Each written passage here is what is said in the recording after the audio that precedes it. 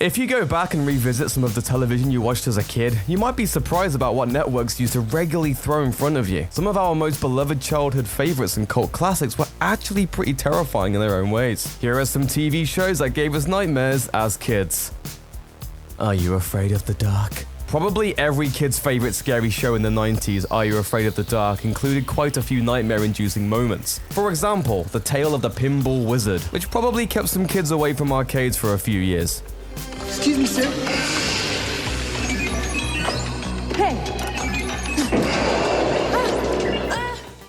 How about the tale of the dark music, which proved that monsters living in closets are pretty creepy, especially when they're being polite? Hello, Andy. Come on in.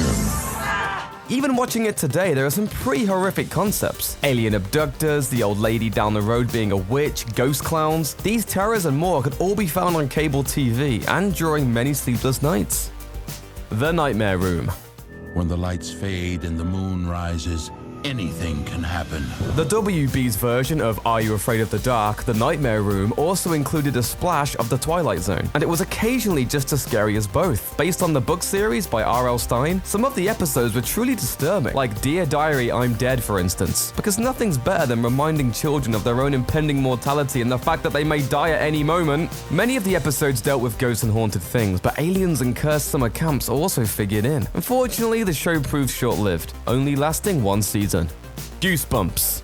Also a product of the kid-warping mind of R.L. Stine, the Goosebumps series of books was too scary to read after dark, and the TV show didn't disappoint either. Perhaps the creepiest part of the series was Slappy, an evil ventriloquist dummy that was basically a slightly less murdery version of Chucky. Slappy was created out of coffin wood by an ancient sorcerer, and was hell-bent on enslaving children, like you do. You and I are one now. Inseparable. You are my slave. Puppets are creepy enough as it is.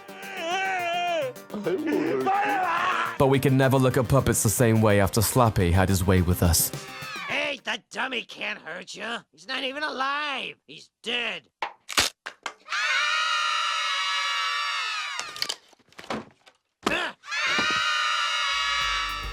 Eerie, Indiana. Another one-season show, Eerie, Indiana was like an X-Files for kids, with all the horror intact and no bizarre alien pregnancies. Many of the episodes revolved around urban legends like Bigfoot and other strange beings, with the occasional gruesome death of a classmate, resulting in a haunted heart transplant. Because, again, reminding kids that life is fragile is probably the fastest way to ruin the rest of their lives. Doctor Who. Today, the British science fiction series Doctor Who enjoys plenty of critical acclaim and mainstream fandom, but when the show first aired in 1963, it was intended to be an educational program. By the time it hit its stride in the 70s and 80s, it looked like the taxpayer-funded production that it was. Low budget, limited sets, and guys in cheap suits portraying aliens and monsters. Still, the show's deadly serious tone, combined with relentless rubber creatures who spoke in unusual accents, hey, I take offense to that, made the show fairly creepy for kids who snuck out of bed to see what their parents were watching. Courage the Cowardly Dog. Pit a timid purple dog against a parade of surreal monsters at a farmhouse in the middle of nowhere, and you have Courage the Cowardly Dog. The Cartoon Network original series launched in 1999 and had no shortage of supernatural malevolence, from rooms made entirely of guts to mind-control parasites. Oh, and the occasional end of all life on Earth as well. Because the only thing better than reminding kids that they're gonna die is reminding them that everyone else is gonna die too. Yay! Slim Goodbody.